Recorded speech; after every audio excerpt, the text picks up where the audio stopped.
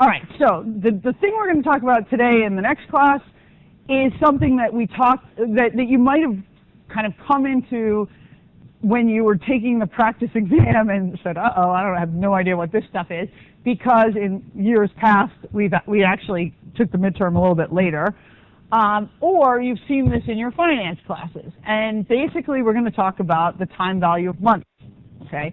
And you might ask, well, if I'm learning about it in finance, why do I need to learn about it in accounting? And my answer would be, number one, because a lot of a good thing is never too much. And number two, I think you need to understand why, as accountants, we need to worry about the time value of money, okay? So it's not just because I think computation is fun, but really we need to use time value concepts in estimating or calculating the value of some of our financial liabilities, and you need to figure out how that's done, okay? And similarly, some of our assets, okay? So we'll talk about how that works in a minute. Okay, so what are the situations where the time value of money kind of comes into play in accounting situations? And the first is the most obvious, which is when the company issues long-term debt, or it's planning on buying it back, or any situation where we're trying to figure out what is some value of the debt that we're issuing, because we need to put a liability on our books, and we need to know what value should we put with that number, okay? And that's going to kind of kick in. Capital leases, this is when we lease an asset, but it looks and smells more like a purchase.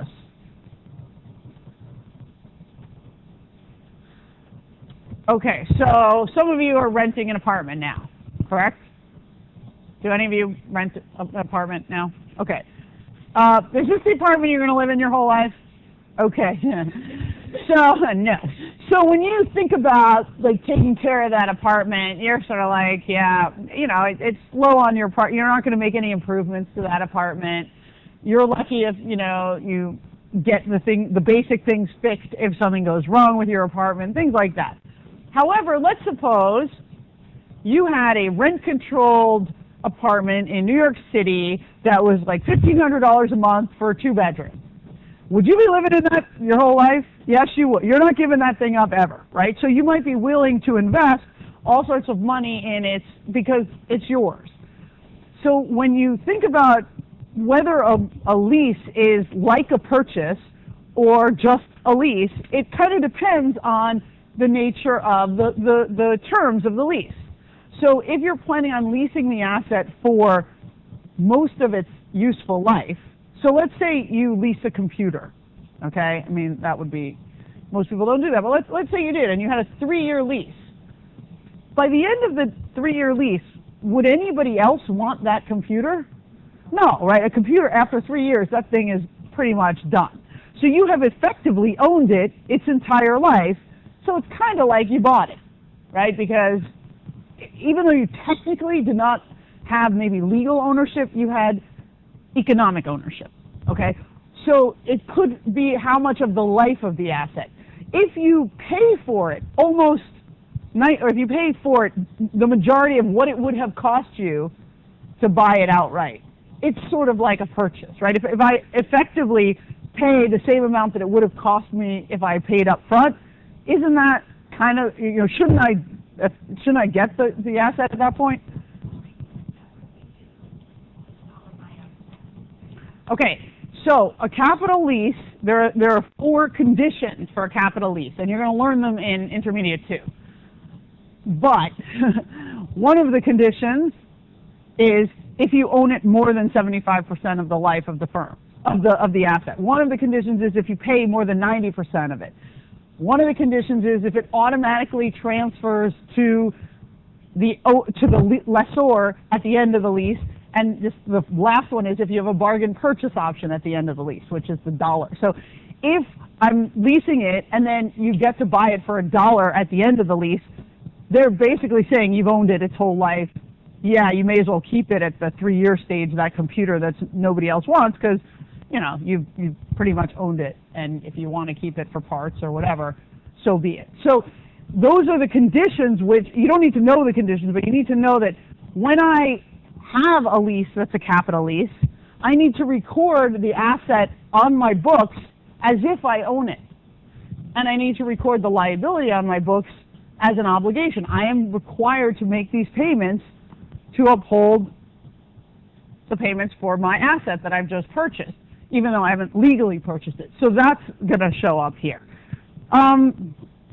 When I think about having to pay my employees, it's less common now than it used to be, but some companies will offer a pension. The idea behind a pension is you say, okay, well, you work for me now and I pay you later. Why are my employees sort of okay with that? Well, what they're doing is they're saying, okay, I'm willing to forego some of my pay right now. Why is it that the obligation has to do with, why don't we just wait until we pay them and then just record an expense for their efforts? So when we finally have to pay their pension, so let's say 25 years from now, somebody's pension comes due and I make a payment. Why don't I record the expense at that point? Yeah.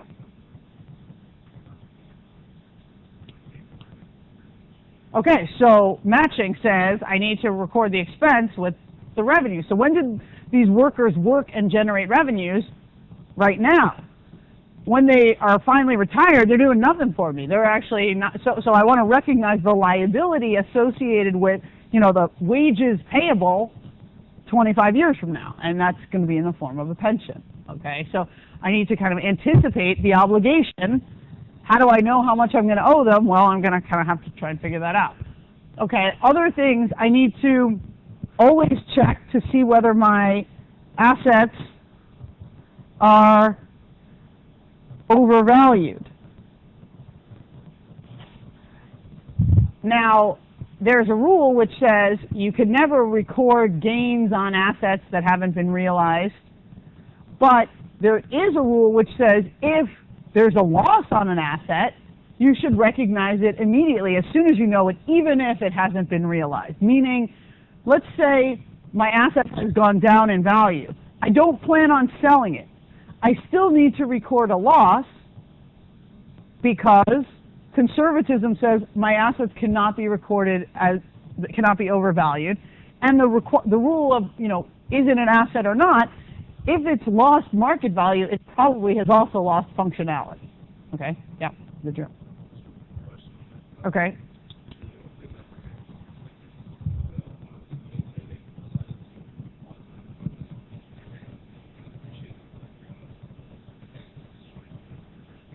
Okay. Over 3 months? That wasn't a good thing. Okay, so as soon as you know your asset has no value, you have to. The requirements of GAAP say you must take an impairment. So there's if there's any triggering event, like some reason that it caused all the assets to have no value, you would have to check for impairment. If they were impaired, you have to take the hit immediately. Now, in a 3-month situation, you might not actually provide financial information in between those 3 months, and it wouldn't really matter. But certainly, if I was talking about a 30-year asset and it died after the first year, I would need to record all those costs in the first year. Okay, if I am thinking about merging with another company, and I need to figure out what that company is worth, basically the way I figure out what something is worth is I project the cash flows and I discount them to the present, which is using the time value of money. And I can do the same thing whether it's an entire business or just a single investment project. Okay? Now, even though we do use the time value of money, there are some situations where we just ignore it. Like current assets and current liabilities, where we say, well, yeah, it's true, the fact that I'm giving you the product now and you're going to pay me in 3 months or 2 months or 60 days,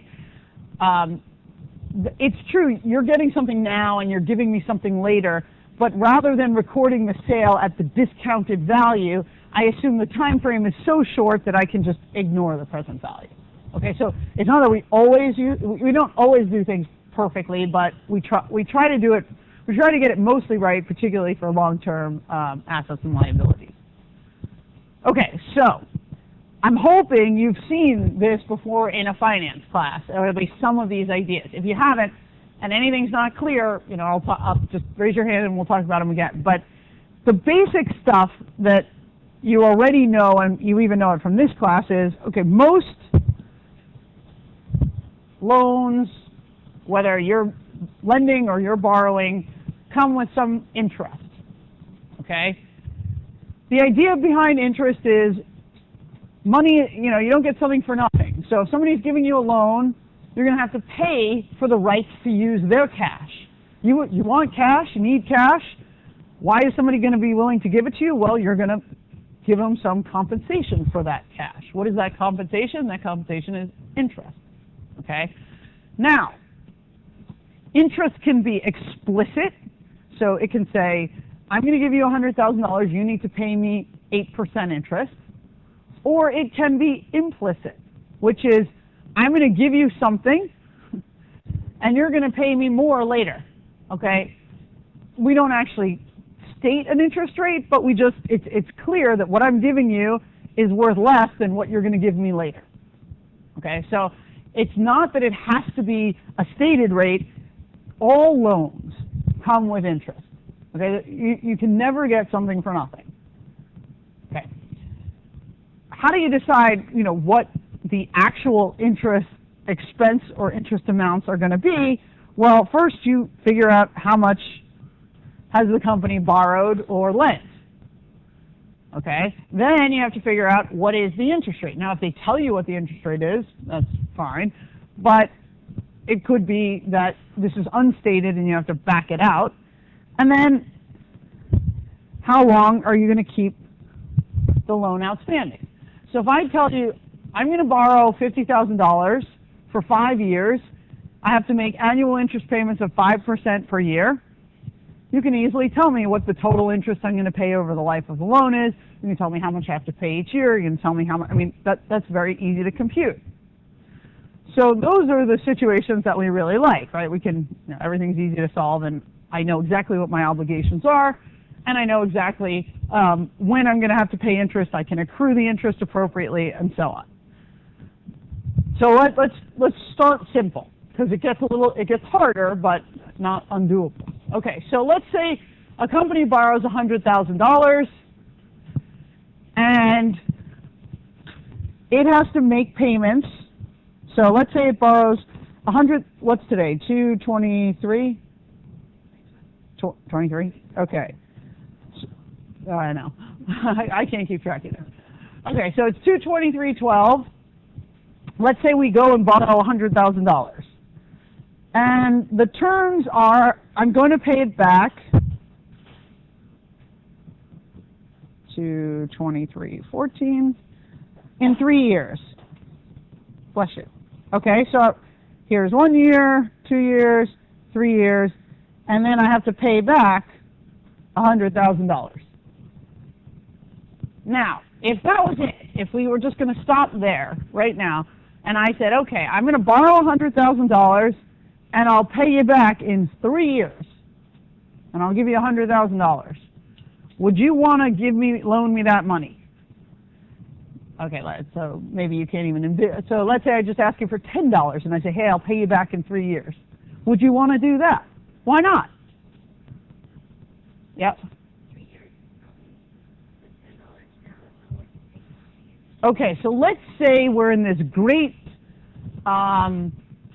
perfect world where there's no inflation at all.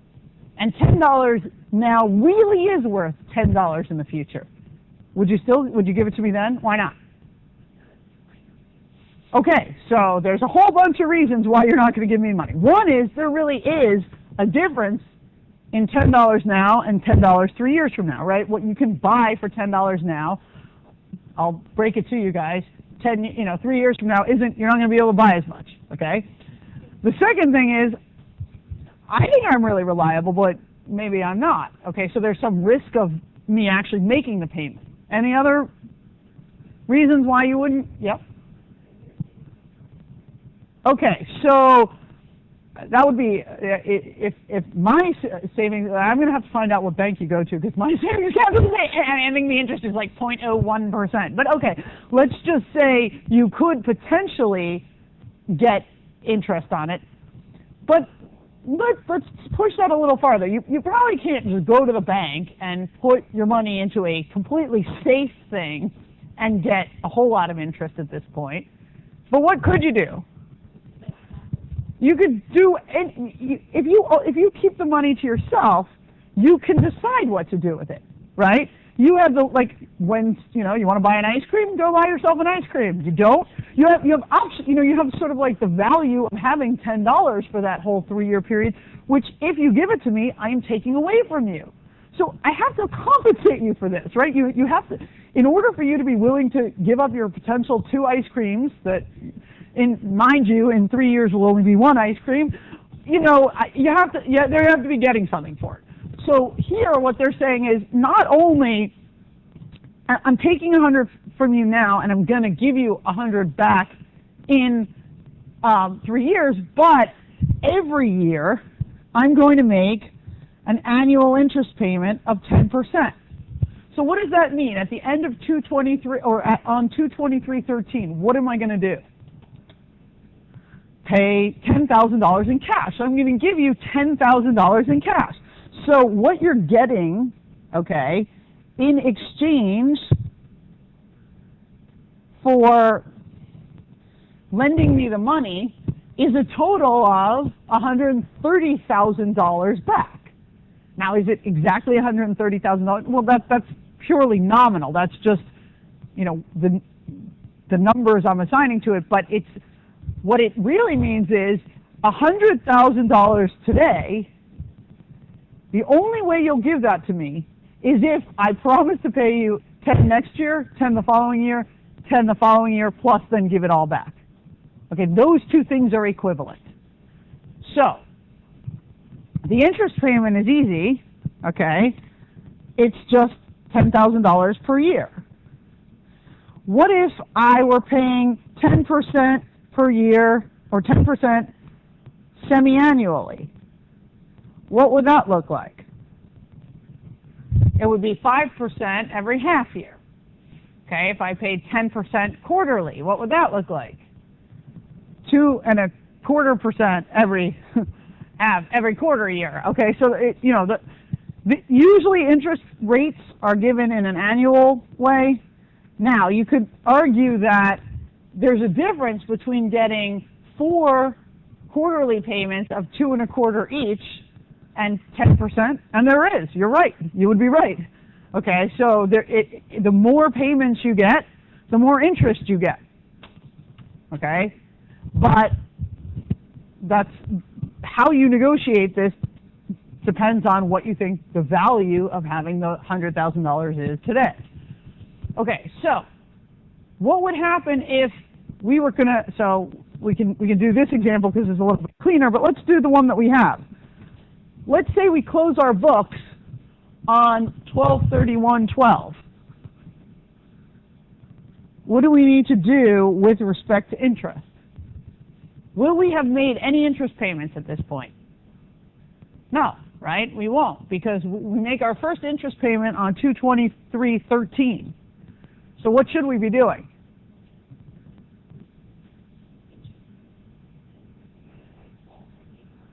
Okay, so, this is kind of a little bit of a pain because we have used up 1 week, effectively. We have 1 week in February plus March, April, May, June, July. Okay, so we have 10 months plus a week.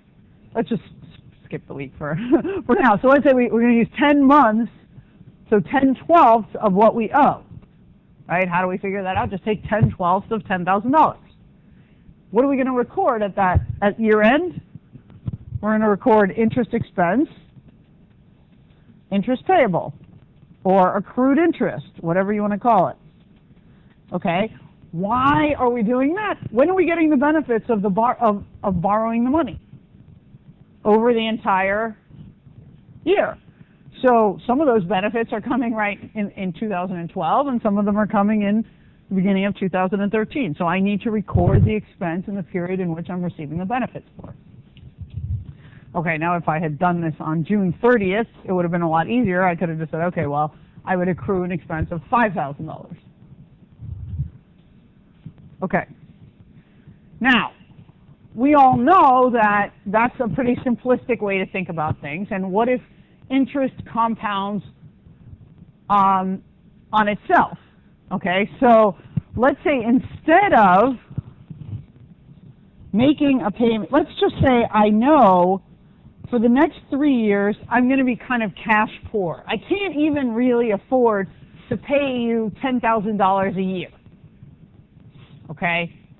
Why can't I afford to pay you $10,000 a year? Well, because every penny I make, I want to reinvest in my firm. I'm just starting up. I don't think I'll be on my feet for another 3 years. So what's that going to look like? So now I'm explicitly telling you, I'm not going to pay you anything here. I'm not going to pay you anything here. And I'm only going to pay you all at the end.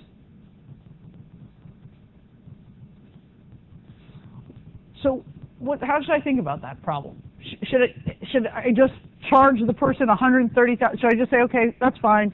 You just pay me it all at the end and give me the $130,000 that you would have given me in the last example? Why not? Well, but what does that mean?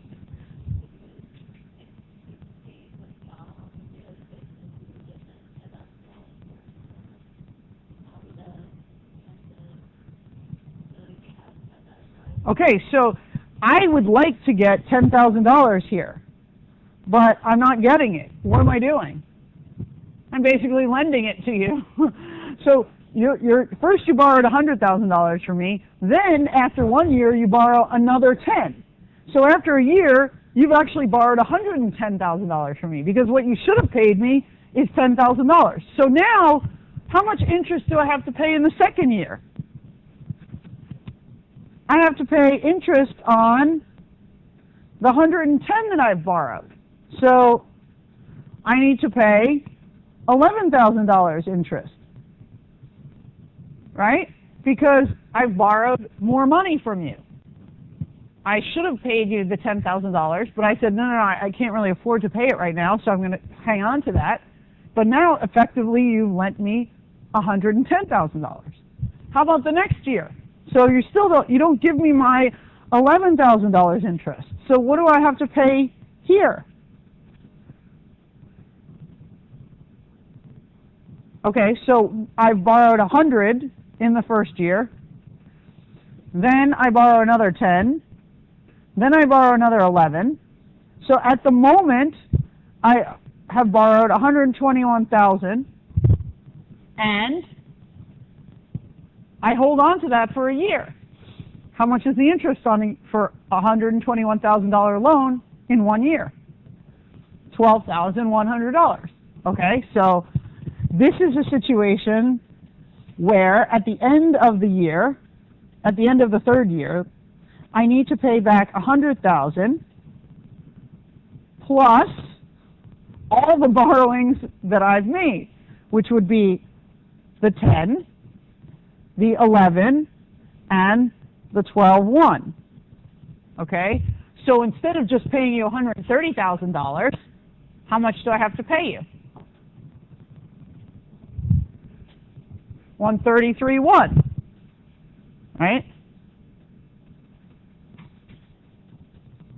So is it kind of obvious why paying you all at the end is going to be more expensive for me than paying you as we go?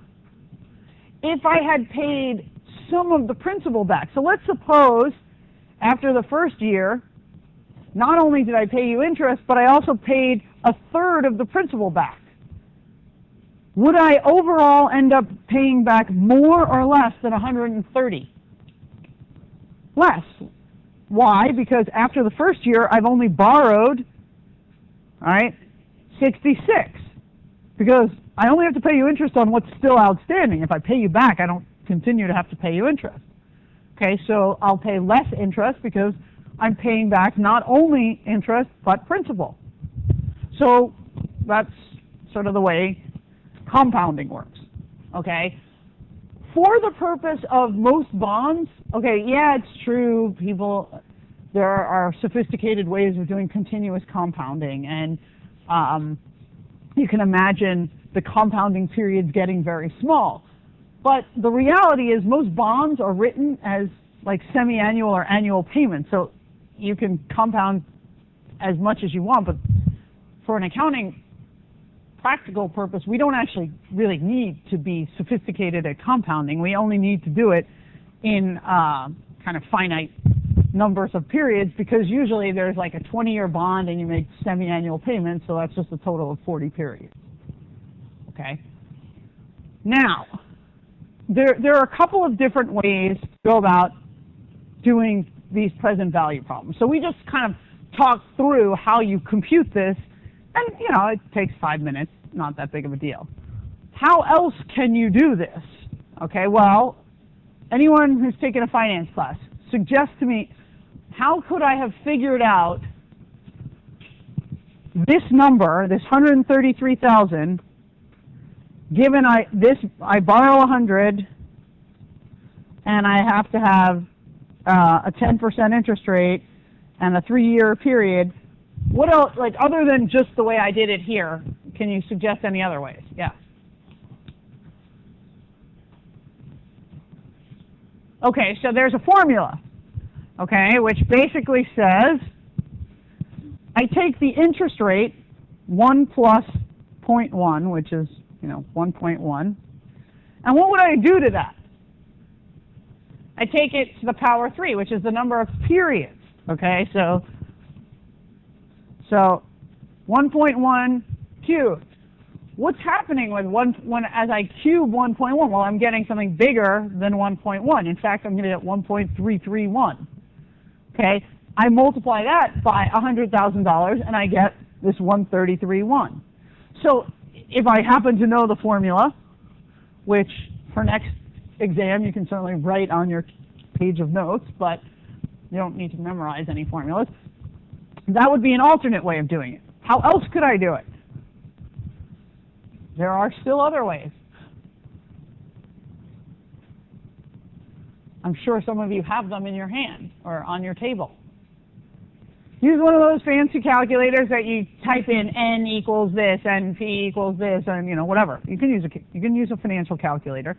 What's the drawback of using a financial calculator? You have to actually type in the numbers right. Okay, and I don't mean type them in like not make typos. I mean you have to understand which numbers go where. So if you're ever given a slightly more complicated problem, which is like, suppose I said, okay, you're going to have $100,000 and you're going to skip the first interest payment and make the second one, and then make the third and the fourth, and then skip the fifth. You could never do that with your fancy calculator unless you really understand what's going on. So sometimes I might throw a harder problem at you so I make sure you're not just like naively typing stuff into your calculator, because you won't be able to use I don't know if you can use a financial calculator on the CPA exam. Okay. What else? Any other ways you've ever seen? Anyone have the textbook or a textbook? Any intermediate financial accounting textbook will have a bunch of tables in there. What do the tables do? They're effectively doing exactly what your calculator would be doing. It's just figuring out the value of that formula, giving you a number. So if you look on a present value table, you say, okay, well, I have 3 periods, 10%. This is the factor. I take 1.33. So they've just taken 1.1 and cubed it for you. Okay? That's all those tables are doing. Tables are good. They're easy to use. They're fine. I don't feel strongly. You can use any method at all that you want to get the right answer. Okay? I want you to get the right answer, and I want you to understand it. I don't really care how you compute it. Okay? I want you to compute it in the best way that works for you. Okay. So let me just sort of add to that, which is if you were to borrow $100,000, 10% is the annual rate, but the interest actually compounds every 6 months, then you would be paying more, because effectively what you're doing is you're borrowing $5,000 more after 6 months then another 5, and you have to constantly pay interest on whatever the loan outstanding is. And so the loan is bigger sooner, and so you have to pay more interest. If you have interest compounding continuously, then there's just a formula. You can, I prove it why it works for you, but it uses the natural log, the opposite of the natural log, which is E, okay? So you just need to use E on your calculator. You can't do in your head.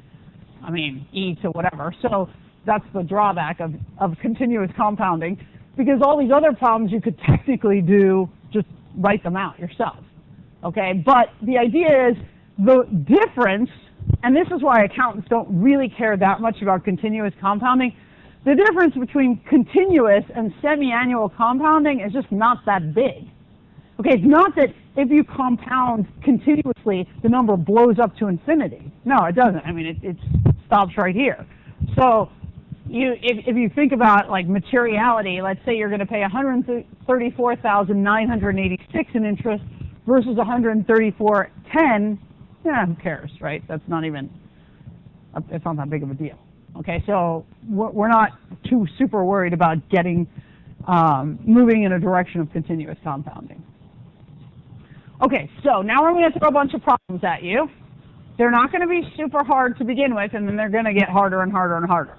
Okay, so problems, we're going to start out where you know 3 out of 4 of the things that you need, and we need to figure out the 4th. Okay, so here's a situation. I could say, you borrow or you lend a certain amount of money here. Here's how many interest periods there are. How much are you going to get at the end? Okay, so what would a situation be like for that is I make a deposit into a bond sinking fund, and I put it in the stock market, and it earns a certain rate of interest. How much will it be worth? Will I have enough to pay back my bond 5 years from now? So that kind of question. Or I know I need $100,000 here for an investment project. How much do I have to put in today? That would be the opposite kind of problem. Or I have $100,000 now. How long will it take at this rate of interest to be worth 120? Okay, so that's when I don't know the number of periods, I know the other ones. Or what kind of interest rate do I need to earn, or what kind of interest do I need to earn on this in order for it to be worth 120 4 years from now if it's worth 100 now? Okay, so you can answer any of those questions as long as you know 3 out of these 4 things. Okay, so let's suppose we've got a company where they need $84,253 in 5 years. Okay, and you're going to earn 11% interest per year.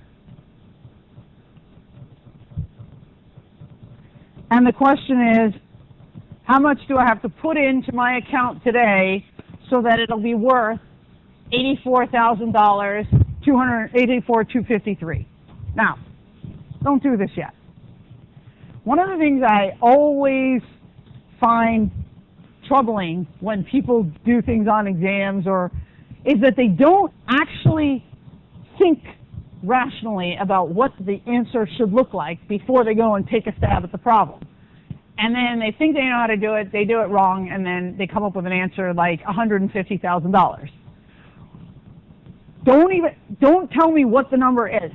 If I put money in here, and I'm going to put it in something that's earning 11% per year, okay, and I don't take out any of the interest, and at the end it's worth 84, what can you tell me about this number? Yeah. It's got to be less than 84, okay? So don't ever give me an answer that's more than 84, right? Because if I just put 84,253 in an account and it earned nothing for 5 years, it would be worth $84,253 5 years later.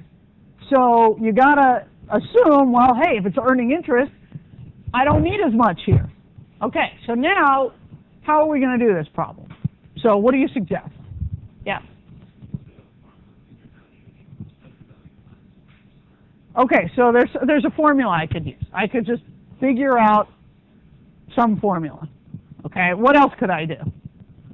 I could look at a table. I could use my calculator. Okay, so let's just think about how it really works. So let's just say I don't know what this number is. This number is X. I'm putting some amount in. After 1 year, I have 1.1 times X, right? Because I have the X plus 11% of that, okay? In the second year, I have this, which is what I had at the end of the first year, times another 1.11.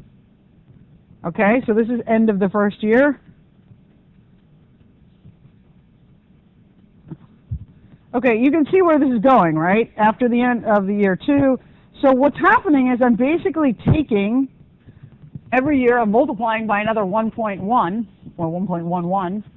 So the formula, I don't want you to memorize the formula, I want you to be able to derive the formula, is just how much I start with times 1.1 to the number of periods. Okay, so this is how many periods?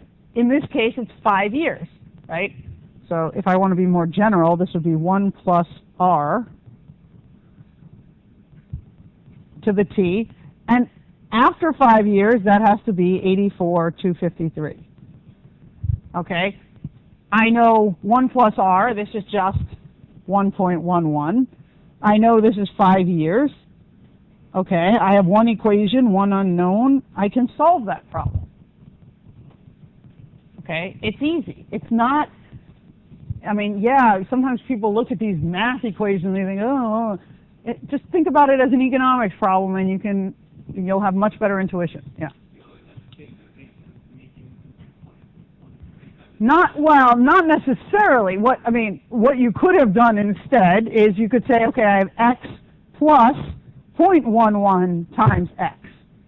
But if I simplify that, I'm getting 1 point. So this would be how much I start with.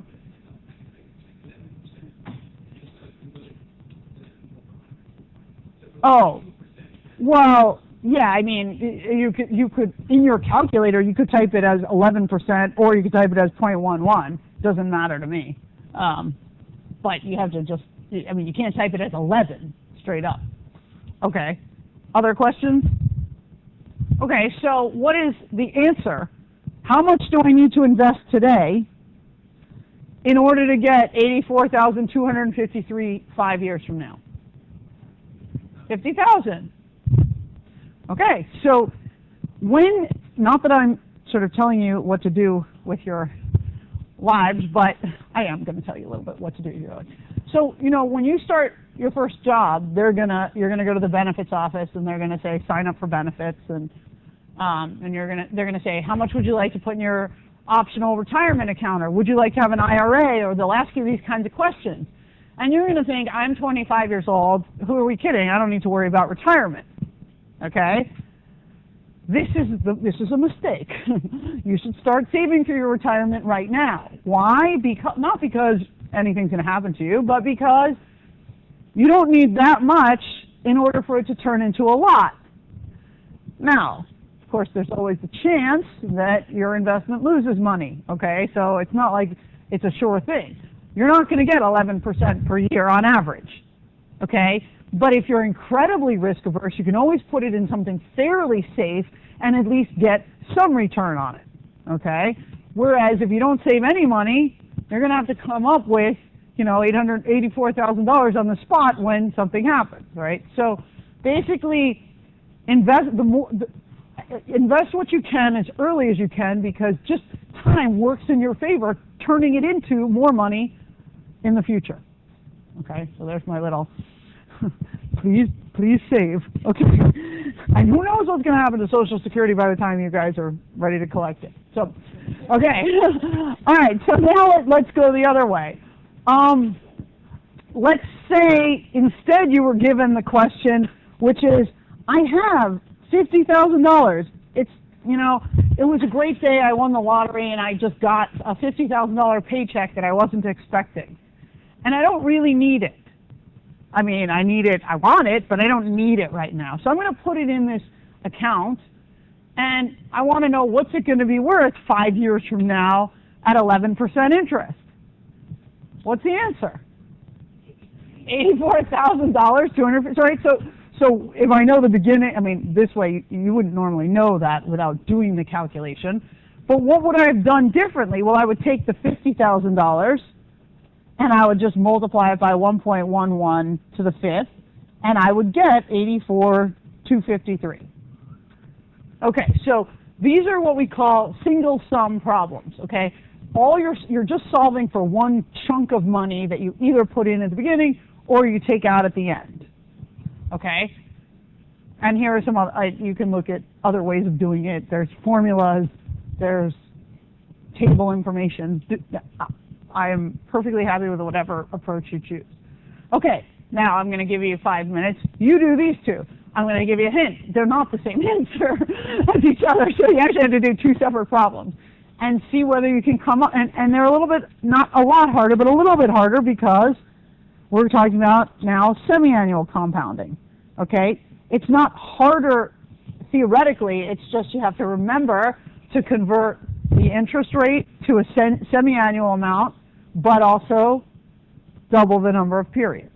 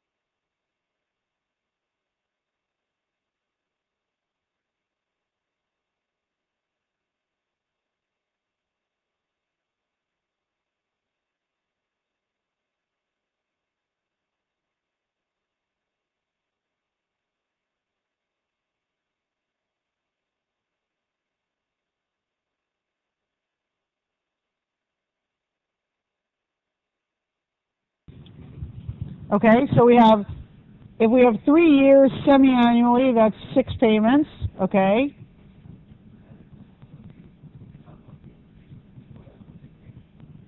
Sorry, since okay, so 50,000 we need at the end, okay?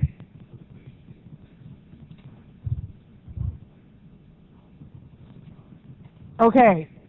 If the rate is 12% per year, do I get the full, you're right, so what do I have to do? Okay, so I take 1 plus the rate over 2, because it's semi-annual, so I'm getting 2 payments per year, but then I also have to take the number of years times 2, right? So in this sense, I have x times 1.06, but it's also raised to the 6. And it's just totally coincidence that this is a 6 and that is just completely arbitrary. Okay, don't think that they're in any way related. Okay, so I have 3 years, but 6 semi-annual periods. I would get an annual rate of 12%, but that means I only get 6% every 6 months. Okay, so and that has to equal $50,000. So the formula technically is the amount divided by, or you could just say times 1 divided by 1.06 to the 6, gives you the present value. So what's the value? Okay, so 25248. Okay, so does everyone agree with this number? Did anyone do it differently? Did anyone use their calculator? Okay, did it work? Did anyone use a table? The tables they work, they're good. Just, I mean, you have to have it with you, but okay. So I'll post on Blackboard some tables as well. So if you don't have the book, you can certainly use tables. Okay, how about the other direction? So if I invest $40,000 today, how much will it be worth in 3 years if it compounds at a semi-annual rate of 12%? No, stop. Don't tell me the answer yet. We just solved this one and we all agree. If I put in $35,000 and I have all the same conditions, at the end of 6 periods, it's going to be worth 50. So now I'm telling you, you're going to put in 40. What must your answer be? Bigger than what? Well, okay, so first of all, it has to be bigger than 40 because it has to earn some interest. What does it even have to be bigger still than 50, right? Because if we put in 35, we get 50. So if we put in 40, we better get more than we get if we put in 35, right? So do some reality checks before you answer these present value problems, especially when you're relying on a black box calculator. Okay, so I put in 40. There's 6 periods, and it's 12% per year, semi-annual payments. What's it worth at the end of 6 periods? $56,740. Everyone agree? Okay. Any questions at all on how to do these problems? You feel good about them? You're comfortable? They work. Okay. So we can move on to harder things. So let's say we don't know now one of the other 2 things that we could have not known. So let's suppose we know that we're trying to build a monument and it's going to cost us $70,000. And we had a fundraiser and we earned $47,811. Okay? And for whatever reason, we have a commitment from the monument builder that regardless of what year we actually engage their services, they will do it at a cost of $70,000 for us. So we were hoping we would raise the full 70 now, but we only raised 47,000. So what we're going to do is we're going to deposit it in an account that earns 10% interest per year and just wait until it is big enough to get the monument built. How long is it going to take us to get that monument built?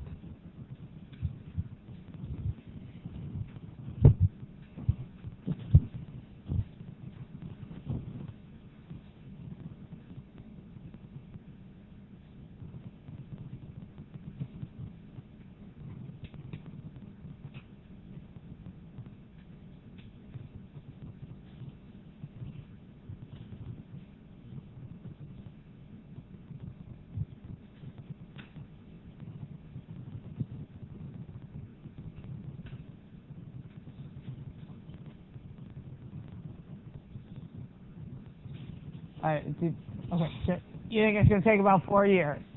Anyone else have anything to say about that? Agree, disagree?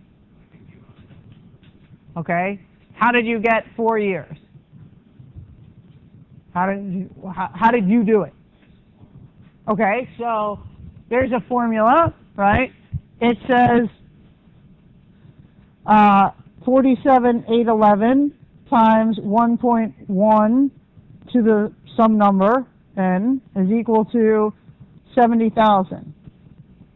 Okay, so then how did you solve that problem? Okay, so you use the financial calculator or you use the formula? Okay, but so what did you need to enter to get this n? Okay, so that's what I'm at. That's what I want. Okay, so in case you're rusty on your math, okay, just in case that's possible, first, you know, you can easily divide both sides by 47,811, but then you're still stuck with this thing, okay? So what you want to have is, I need to know what is n. So what I do is I take the natural log of both sides, okay? What are those, remember those log things that you learned, I don't know, gosh, in 12th grade, 11th grade, whatever? Okay, so when you take the log of something that has an exponent, it's the same as n times the log of 1.1 is equal to the log of 70,000. Now we can just do n is equal to that. Okay, so I wanted you to tell me all that because some people wouldn't have remembered that log trick. Yeah. No, so you can use a financial calculator. It will tell you that, right? It will solve that. It's doing it exactly this way. That's what it's doing. Yeah. Oh, right. Oh, sorry. Okay. So 70,000 divided by 47,811. So whatever that number is. 464? Okay. Thanks. Okay, so anyway. But the idea is, this is not hard. It's just you have to just remember a couple little tricks. If you know, the formula is the same no matter what. Okay, there's pretty much, we're using the same formula over and over and over again. It's just a matter of which variable do you not know. And if the variable happens to be the exponent, we just need to take the trick of taking the log of both sides. Okay, let's do the last one, which, yeah. Right, so I think what you have, I think they do a lot, they might allow you to take in a basic calculator, but I'm not even sure about that. But what you have to do in those situations would be interpolate. So they'll give you a table. What they'll do is they'll give you, like, it'll be a multiple choice question or something, and they'll say, here are the, so they'll give you like this column and like the number of years, okay? And you'll have to look and say, okay, well, I know that I need the number to be that 1.46 thing. So what is the number that's closest in the table to that? Okay, so that's how you would do it that way, okay?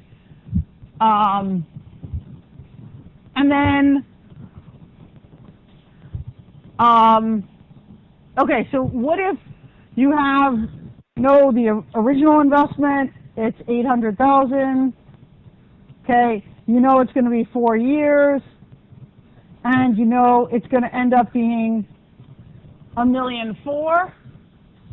How do you do that? So now I don't know the interest rate. Okay, so it's not any harder.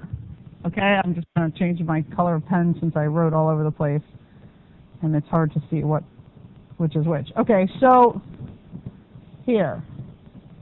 Okay, I take 800,000 times 1 point something. Okay, I don't know what that something is. I raise it to the fourth. Whoops, come up here. Hello. And I get 1,400,000. Okay. Now, this is a little bit harder because you need to be able to take the fourth root with your calculator. If you don't have a fancy calculator, it's a little bit harder. Okay. So then you need to use a table and interpolate again. Okay. And you figure out, okay, well, what do I need to get the right answer? Okay. But in any event, we've used one formula and we've solved 4 different kinds of problems. Okay, so here I would have to say divide 1/4 divided by 800, take the fourth root, and I would get 1 point something. That the point part is what I'm solving for, and it's approximately 15%. Does everyone agree? Based on your own doing of it? Okay. So here's the other way you would do it. You would go to the table, okay? Oh no, this is number 3. Okay, so you go to the table, you take the 14 divided by 800, you get 1.76, and then you have to figure out what number in the table is how many years. No, not 5. You have the number of years, so you look instead of looking within a column, you look across a row, and you say, oh, it must be 12% or 15. I don't know. I must have changed. I changed the numbers because I thought it was, but that's how you would do it. I think I changed the numbers to 1.4, and it ended up being 15% instead of 1.409. But the idea is the same. Okay.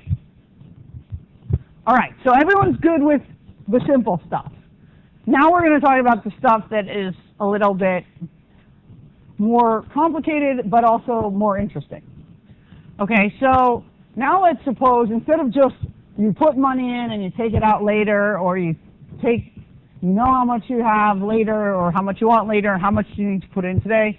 Now we're going to talk about stuff that actually really happens, or happens more frequently, which would be, let's suppose I'm considering, should I buy or lease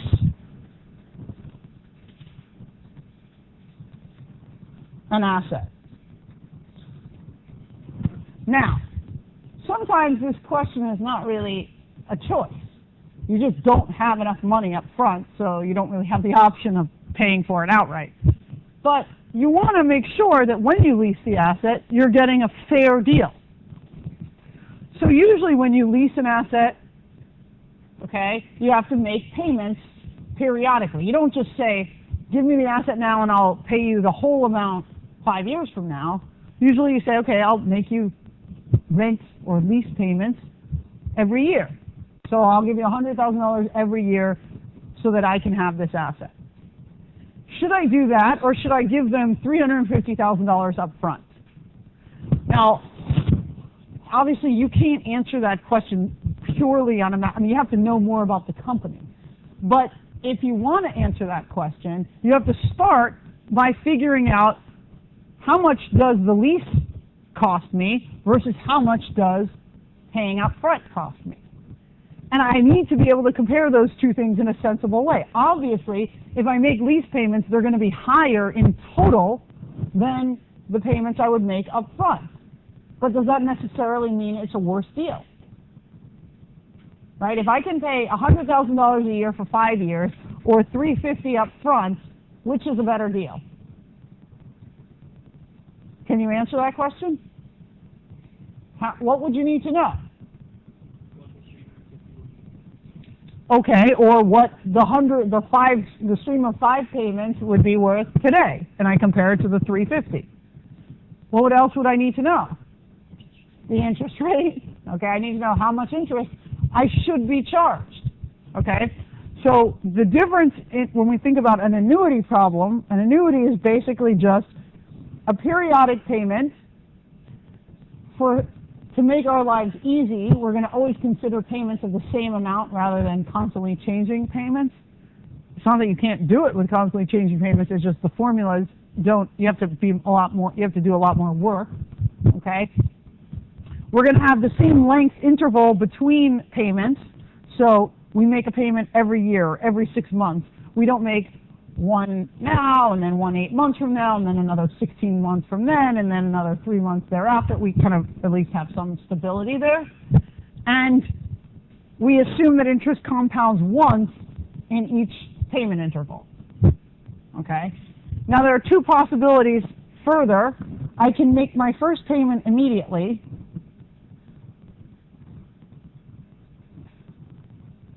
or I can make my first payment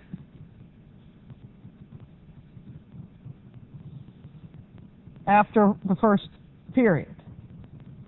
Now, give me an example, a real-world example, of a case where you make payments, regular payments every month, say, but you put some money down immediately. Mortgage, okay. When you take out a car loan, right, they say put $249 down and then $249 every month or something like that. Okay? What you're doing is you're making your first payment right now, and then you're making subsequent payments every month. try not to take out car loans. They're bad loans. Okay. I know sometimes they're unavoidable, but you avoid at all costs. Okay. On the other hand, what are some examples, real world, where you don't have to make a first payment? Okay, credit cards, although credit card payments are usually different all the time, so that's the, sorry? Yeah, so a lot of times you'll see these furniture stores having a big sale, no money down, no payments for a year, blah, blah, blah, you know, okay, you think they're giving you something for nothing? No, they're not. You are going to be paying for it. You're just not going to pay for it right now, so you have no money right now, you can go get new furniture, but the reality is, it will come and get you eventually, yes. Student loans. So that's true.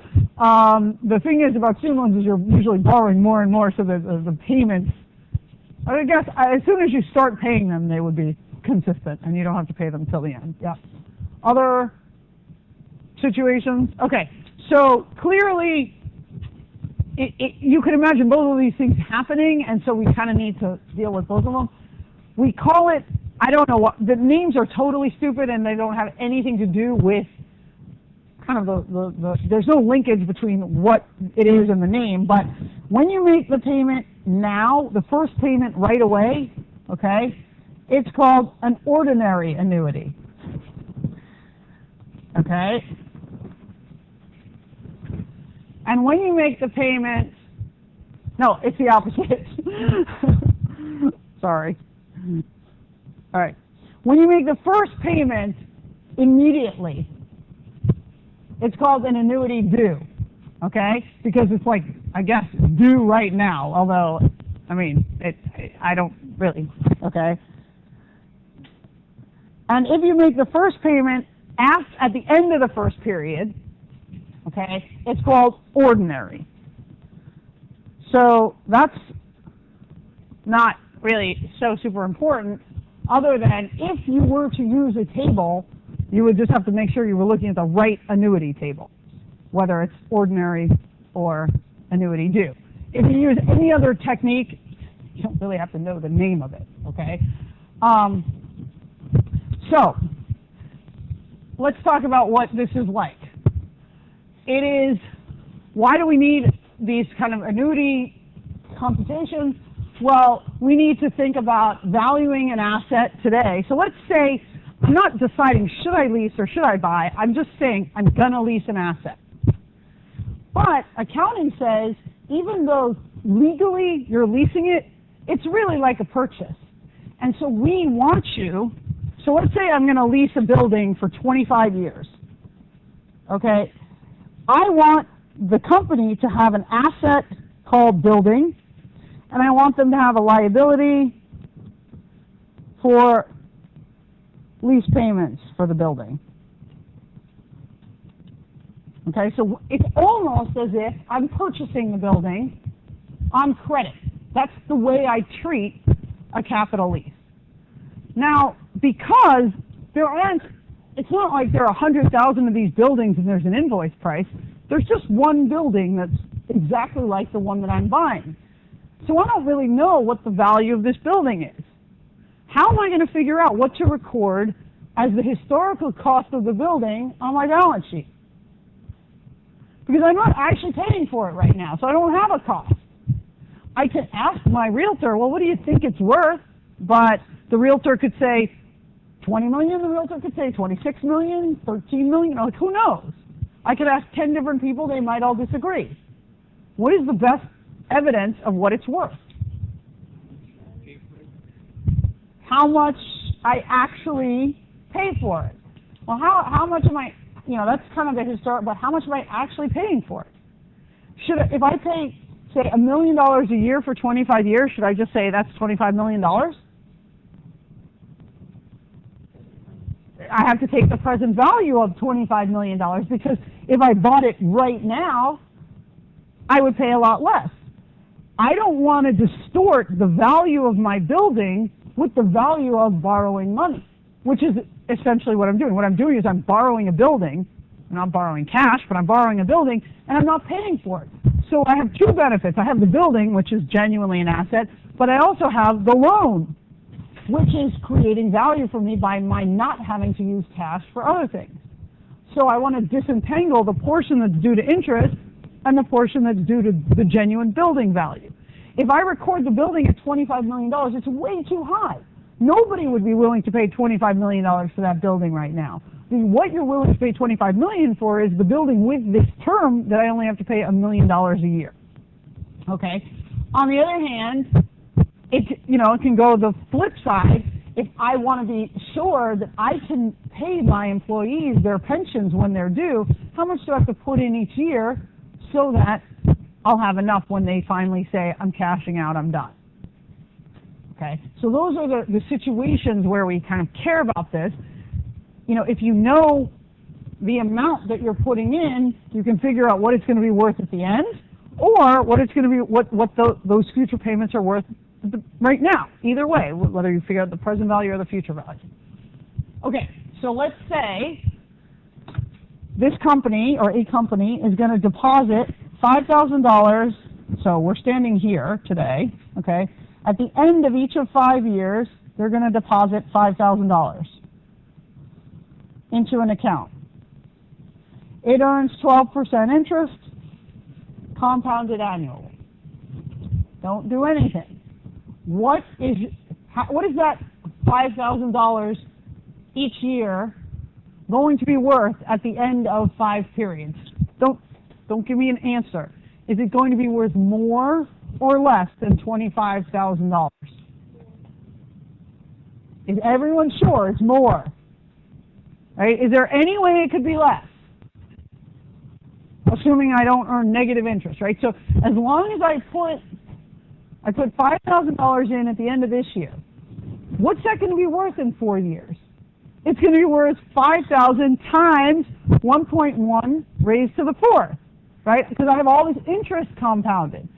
Then 2 years from now, I put in another 5,000. Well, I have that 5,000 plus all the interest it gets. Well, how much interest does it get? It gets 3 years worth of interest. 2 years worth of, okay? So we're using the same stupid formula we've been using. We're just going to use it a couple of times in a row. Okay? So here I have $5,000. What's it worth at the end of 4 years? Now, you might be saying, well, what do you mean? Isn't it the end of 5 years? Well, it's not the end of 5 years because I don't put it in until the end of the first year. So how many periods does it have to gather interest? It has 1, 2, 3, 4. It has 4 periods in which it's earning interest. So I would take the $5,000, okay, and that first payment that I deposit is worth $5,000 times 1.12 raised to the 4th. And then the second deposit is worth $5,000 times 1.12 to the 3rd. 1.12 squared. And the last deposit is just worth $5,000. So the last deposit I make at the very end of the 5th year, and now I'm tallying it up at the end of the 5th year, has that deposit had any chance to earn interest? No, so it's just worth $5,000. Okay, so that's what it is. Now, they've basically done it for you. They say, well, this first one, okay, would be, you'd multiply it $1 by 1.57. So if you invest $1 for, in an ordinary lump sum kind of way, you would just say, okay, after 4 years of gathering interest, it's worth 1.57, assuming you get 12% interest. So just multiply that number by 5,000, and do the same for all of these, add them up, and that's what you get. Now, instead of having to do that formula 5 times over, you could instead just use a table which computes this number. It already does all that summing for you. So it would just say, oh, just take $5,000 times 6.35. Or use your calculator. Okay, but really, if you learn one formula, that's plenty. You will be able to do all of these problems. You just have to be a little bit creative on using them correctly. but you really only need one formula. And I'm not really interested in whether you can get your calculator to spit out the right value as much as that I see you understand the basic ideas of time value formulas, okay? So what we're going to do next class is we're going to talk about a couple more examples, more annuities, and then we'll do some kind of cool problems, real-world problems. If you get a chance, it wouldn't be a bad idea. So this guy I did not make him up. This is really an article I took out of Yahoo News about a guy who won the lottery, and he's trying to figure out, and he's asking smart people like you what he should do with his money. So he's a clerk, he has $28.96 to his name, and then he wins the $258 million Powerball jackpot. When you win that jackpot, you don't actually win the 258 that they say. You win 258 over 29 periods, or you can take out a lump sum. And he's trying to figure out which should he do. Should he take the $125 million now, or should he take the annuity payment? And so those are the kind of computations we're eventually going to be able to solve.